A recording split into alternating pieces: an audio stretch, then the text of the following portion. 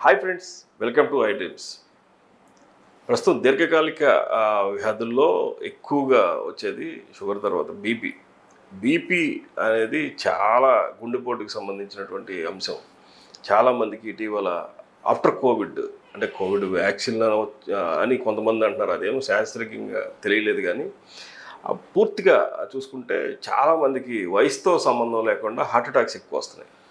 చిన్నపిల్లలు 10-15 పిల్లల వయసు పిల్లలు కూడా హార్ట్ అటాక్లు వస్తున్నాయి. జిమ్ ట్రైనర్స్కి వస్తున్నాయి, ఫుల్ ఫిట్గా ఉన్నటువంటి యంగ్స్టర్స్కి వస్తున్నాయి. ఇటువంటి గుండె సంబంధించిన వ్యాధిలో పూర్తిగా వచ్చేది బీపీ. బ్లడ్ ప్రెషర్ని కంట్రోల్ చేసుకుంటే గుండెకి ఏ రకమైన జబ్బు లేదు అని చెప్పేసి డాక్టర్స్ చెప్తారు. ఈ విషయాన్ని ఆయుర్వేదిక్లో ఎటువంటి ట్రీట్మెంట్ చేస్తున్నారు, అలాగే జమాల్ ఖాన్ గారు ఆయుర్వేదిక్ ట్రీట్మెంట్ ఎంతవరకు చేస్తారు, ఎట్లా చేస్తారు, ఏ మందులు వాడతారు, ఏ వనమూలికలు వాడతారు కనుక్కుందాం. నమస్కారం సార్. నమస్తే సార్. చెప్పండి సార్, ఏంటి బీపీకి? ఎందుకంటే బీపీ అనేది హార్ట్ అటాక్కి సంబంధించినటువంటి ప్రధానమైన ద్వారం. ఆ బీపీ హెచ్చుతగ్గులు వస్తూ ఉంటాయి, టెన్షన్స్ కానీ వీళ్ళు కానీ. వీటిని మీరు ఎట్లాగా ఏ వనమూలికలతో మీరు మందులు తయారు చేస్తారు, ఎలా తగ్గిస్తారు? సార్, ఇవాళ మనము మార్కెట్లో దొరికే ఫుడ్ తీసుకోవటం వల్ల అన్నిటికన్నా ముందు గ్యాస్ ఫామ్ అవుతుంది. గ్యాస్ ఫామ్ అవటం వల్ల అరుగుదల లేకపోవటం వల్ల కొన్ని రకాల కొవ్వు పదార్థాలు, ఇప్పుడు మనం వాడే ఆయిల్స్ మొత్తం కూడా కొవ్వు. ఈ కొవ్వు పదార్థం వల్ల మనకి బాడీలో కానీ అలాగే హార్ట్లో కానీ కొలెస్ట్రాల్ లెవెల్స్ పెరగటం, బ్లడ్ చిక్కబడిపోవటం, ఈ అనేక రకాల కంప్లైంట్స్, కిడ్నీ మీద కూడా లోడ్ పడటం ఇవి జరుగుతున్నాయి. మరి ఇలా బీపీ వచ్చిందంటే ఆలోపతికిలో లైఫ్ లాంగ్ మందులు వాడాలా. కానీ ఎప్పటి నుంచో పూర్వం నుంచే ఆయుర్వేదిక్ వనమూలికలు వాడిన ప్రజలకి ఎవరికి బీపీ తెలియదు. ఓకే. ఎందుకంటే వీళ్ళు ఎప్పుడు అడవులు, వాగులు, వంకలు, ఈ చెట్లెంబట తిరిగి మొక్కలు, వేర్లు, ఆకులు తింటూ అడవుల్లో తిరిగేవాళ్ళు. కాబట్టి వీళ్ళకి ఆ రోజు షుగర్ తెలియదు, బీపీ తెలియదు. ఇవాళ బీపీ ప్రతి ఒక్కడు అంటాడు, సార్ నాకు బీపీ వచ్చేసింది, హార్ట్ బీటింగ్ ఎక్కువైపోయింది, లేకపోతే పల్స్ తగ్గిపోయింది, ఏ కంప్లైంట్లు. ఎందుకంటే ఇప్పుడు మనకి ముందు నుంచి అర్జున అంటే తెల్లమద్ది ఎవరైతే వాడుతాడో ఆడికి అందులో కాల్షియం కార్బోనేట్ 34 ఉంది. ఎముకలు ఒకవేళ ఇరిగిపోయినా అతికిపోతాయి, అది వాడటం వల్ల, కట్టడం వల్ల.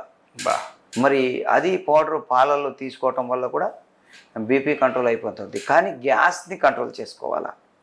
మరి సర్పగంధ వరల్డ్ ఫేమస్ మొక్క. సర్పగంధ మొక్క వేరు పైన బెరడుతోని మాతలు, అది చాలా కాస్ట్లీ పడుద్ది మనం తయారు చేయాలంటే. ఎందుకంటే కేజీ ఇప్పుడు 1800, 2000 సర్పగంధ వేరు. మనం 1800, 2000లో ఒరిజినల్ కొంటున్నాం. దాంట్లో కూడా 2 రకాలు ఉంటాయి. ఒక రకం 500-600 ఉంటుంది, 1000 రూపాయలు, అది పనిచేయదు. ఏదైతే కాస్ట్లీ ఉందో అదే పనిచేస్తుంది. మనకి బీపీ గురించి మనం వాడే మందులలో ఎక్కువగా 2-3 నెలల్లోనే బీపీ కంట్రోల్ అయిపోతుంది. ఎందుకంటే ఇలా చాలామంది బీపీ పేషెంట్లు హార్ట్ స్ట్రోక్ దగ్గర వచ్చిన వాళ్ళు వీళ్ళు యాంజియోగ్రామ్ చేసుకొని, మరి సార్ ఈ పరిస్థితి మాది, వాల్స్ బ్లాకేజ్ ఉన్నాయి, పంపింగ్ కరెక్ట్ అవ్వటం లేదు, 40%, 60% ఈ బ్లాకేజ్ ఉన్నాయి అని అంటున్నారు. కానీ అర్జున పౌడర్ ఏం చేస్తుంది, బ్లాకేజ్ని ఇప్పేస్తుంది. సర్పగంధ హై బీపీని కంట్రోల్ చేస్తుంది. లో బీపీ ఉంటే మరి లో బీపీ గురించి చాలా ఐటమ్స్ ఉన్నాయి. అశ్వగంధ అలాగే తెల్లమద్ది తయారు చేసే విధానం వేరే ఉంటుంది. అది మేము ఫార్ములా ఎవరికి చెప్పం, ఎందుకంటే వైద్యులు తప్ప. ప్రతి ఒక్కడు చేస్తాడు, ఎక్కువ తక్కువ అయిపోతే మరి అతనికి ఏదైనా వేరే సైడ్ ఎఫెక్ట్స్ ఇరుగుడు ఉండకపోతే మళ్ళీ ఇబ్బంది పడిపోతాడు. అందు గురించి బీపీకి సర్పగంధ నెంబర్ 1. లో బీపీ ఎవరికైనా వచ్చేసింది అనుకోండి, 4 లవంగాలు, 4 యాలుకాయలు, ఒక పీడికడ తులసాకు మెత్తగా నూరేసి దాన్ని కొద్దిగా 1 గిలాస్ నీళ్ళు పెట్టి బాగా మరగబెట్టేసి అర్ధ గంటకి ఒక డోసు అలాగా సాయంత్రం తాగిస్తే మళ్ళీ అతనికి 60-70కి వెళ్ళిపోయిన బీపీ 120, 80, 120కి వచ్చేస్తుంది లో బీపీకి. ఇక్కడ 2 విధాలు తెలిసి ఉండాలా. లో బీపీని కూడా అరికట్టే గుణం ఇతని దగ్గర ఉండాలా, డాక్టర్ తెలిసి ఉండాలా. హై బీపీని కూడా తగ్గించే గుణం తెలిసి ఉండాలా. ఉత్తి హై బీపీని తగ్గితే ఇస్తున్నాడు, లో అయిపోతే ఏం చేస్తాడు, డోస్ ఎక్కువైపోతే ఏం చేస్తాడు, దాన్ని కూడా పెంచాలా. అంటే ఇలాగ చాలా ఉంటాయి. హై బీపీని తగ్గటానికి తిప్పతీగ కూడా పనిచేస్తుంది. ఓకే. తిప్పతీగలో కూడా హై బీపీని తగ్గించే గుణం ఉంది. సర్పగంధాలు హై బీపీని తగ్గించే గుణం ఉంది. హార్ట్ కంప్లైంట్ రాకుండా వాడటానికి మనకి అర్జున పౌడర్ ఉంది. ఇలాగా చాలా రకాలు. ఇలా చాలామంది ఏం చేస్తారంటే అల్లము కూడా తీసుకుంటారు, బీపీని కంట్రోల్ చేస్తారు. ఎల్లుల్లి కూడా తీసుకుంటారు కొలెస్ట్రాల్ లెవెల్స్ తగ్గించుకోవటానికి. తమలపాకు రసం తీసుకుంటారు, తేనె తీసుకుంటారు. ఇవన్నీ కూడా ఇలా ఎలాంటి జబ్బులు రాకుండా ఉండాలంటే పొద్దున ఒక తమలపాకు, ఒక ఎల్లిపాయ, ఒక పాయ, ఇంత అల్లం ముక్క మెత్తగా రాయిలో నూరేసి తేనె దాంట్లో కలుపుకొని రోజు నాకుతే తనకు అసలు హై బీపీ అవ్వదు, లో బీపీ అవ్వదు, హార్ట్ కంప్లైంటే రాదు. ఇంట్లోనే చేసుకోవాలా. లేదా ఇవ్వాలా. ఎందుకంటే రావటానికి కారణము కడుపుతో వస్తుంది. వాతము, పిత్తము, కఫము కడుపు ద్వారా వస్తుంది.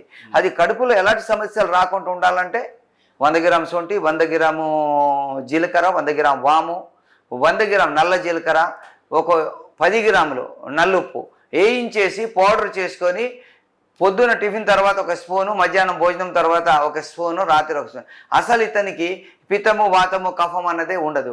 భోజనం చేసిన తర్వాత తాటి బెల్లం ఉంటే కొద్దిగా భోజనం తర్వాత కొద్దిగా ముక్క తీసుకోవాలి. అసలు ఈ జబ్బులే రావు. ఆ ప్రక్రియని తయారు చేసుకొని ఒకసారి వచ్చితే మేము కూడా చెప్పేస్తాం ఎలాగ చేయాలా, తిని చూసి నేర్పుతాం. ఆ ప్రక్రియని కనుక తయారు చేసుకోగలిగితే అసలు వీడికి జబ్బులే రావు, ఏ జబ్బు రాదు.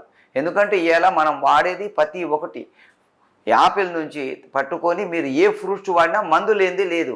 కోత కటింగ్ చేసేటప్పుడు కూడా మందు కొట్టిస్తాడు. యాపిల్ కూడా మైనం పూసిస్తాడు. అందు గురించి ఇలా ఈ బీపీ అన్నది ప్రతి ఒక్కడికి వచ్చేస్తుంది. వీళ్ళకి ఇమ్యూనిటీ పవర్ ప్రతి ఒక్కరిలో కావాలా. మేము బీపీకి తయారు చేసే సర్పగంధ మాత్రలో కూడా కుంకుమ పువ్వు కలుపుతాం కంపల్సరీ. కుంకుమ పువ్వు లేనిది మాత్రల ఐటెంలో ప్రతి దాంట్లో కుంకుమ పువ్వు ఉంటుంది. కుంకుమ పువ్వు రేటు కంపల్సరీ తీసుకోవాల్సి వస్తుంది. కుంకుమ పువ్వు లేకపోతే ఇమ్యూనిటీ పవర్ లేదు, ఇమ్యూనిటీ పవర్ లేకపోతే జబ్బులు తగ్గవు. కాబట్టి వీళ్ళు ఏంటి నిద్ర ఏంటంటే సాయంత్రం 6, 7, 8 నిద్రపోవాలి. మరి పొద్దున టైం టు టైం టిఫిన్ చేయాలి. భోజనం కూడా ఒక్కసారి బేవంతులు వచ్చేంత తినాలా, ఎక్కువ తినకూడదు, అయితే జీర్ణమైద్ది. సాయంత్రం కూడా 6 నుంచి 7 లోపల రాత్రి భోంచేసేయాలి. చేసేస్తే 8 పండుకుంటాడు. రాత్రి మళ్ళీ 3:30, 4 లేచి మళ్ళీ ఎక్సర్సైజ్లని, యోగాలని, నమాజులని, ప్రార్థనలు చేసుకుంటాడు. ఆరోగ్యం బాగుంటుంది. ఇవాళ ప్రపంచంలో పడిపోయి హావ్ హావ్ హావ్ హావ్ అనుకుంటూ ప్రతి సంపాదిద్దామే. ఆరోగ్యం చూసుకోలేక ఇవాళ సంపాదించింది మొత్తం మందులకు పెడతాం.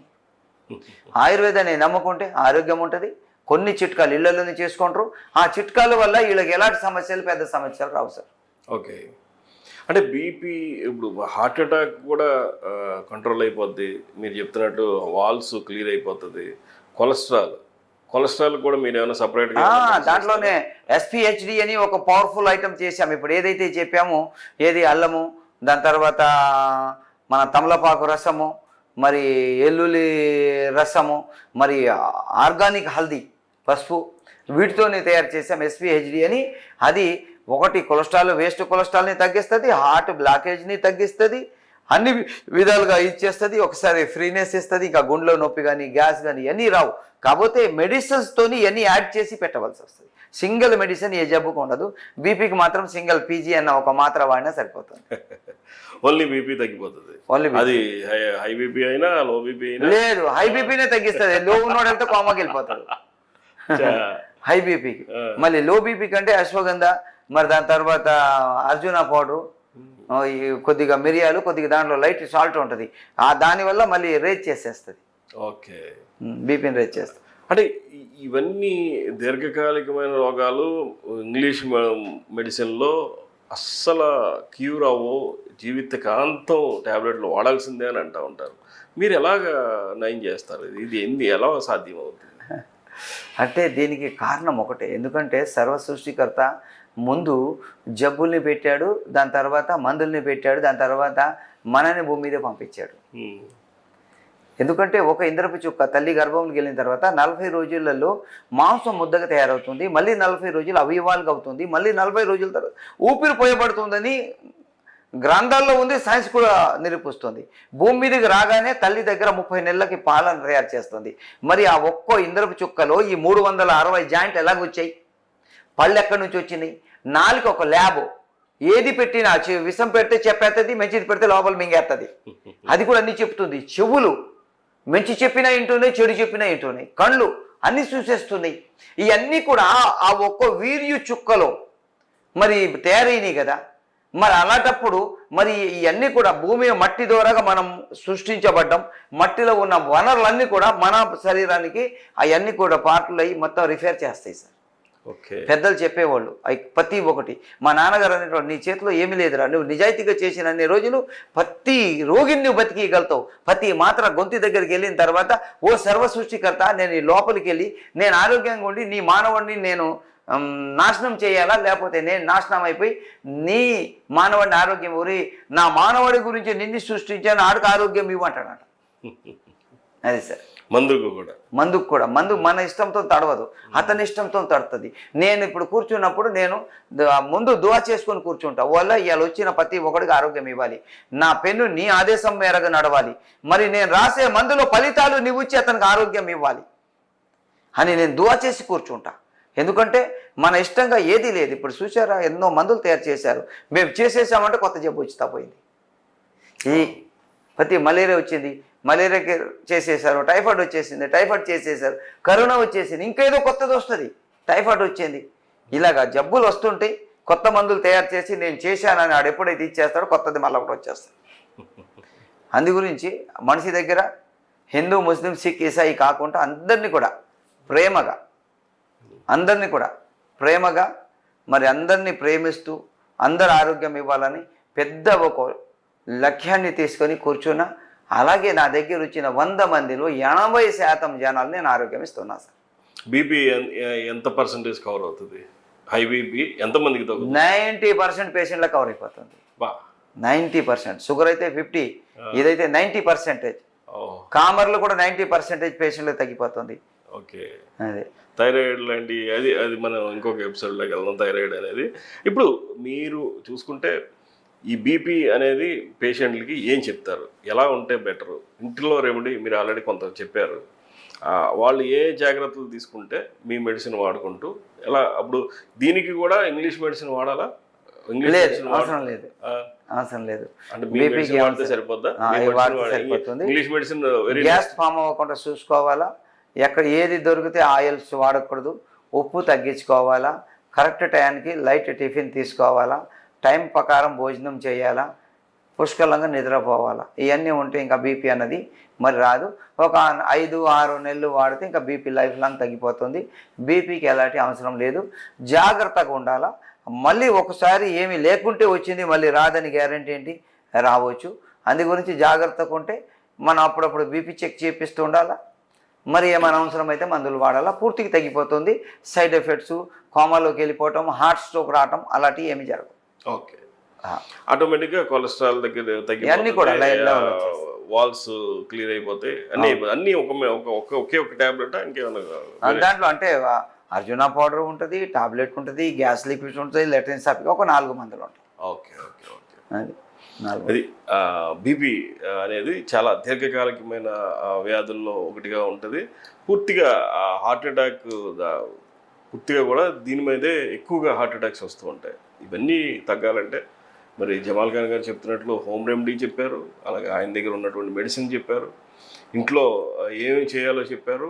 టైం టు టైం ఫుడ్ తీసుకోవాలి, టైం టు టైం పడుకోవాలి. ఇవన్నీ చేస్తే డెఫినెట్గా అసలు బీపీ అనేది మన దరిదాపుల్లోనే చేరదని చెప్పేసి డాక్టర్ చెప్తున్నారు. నమస్కారం డాక్టర్.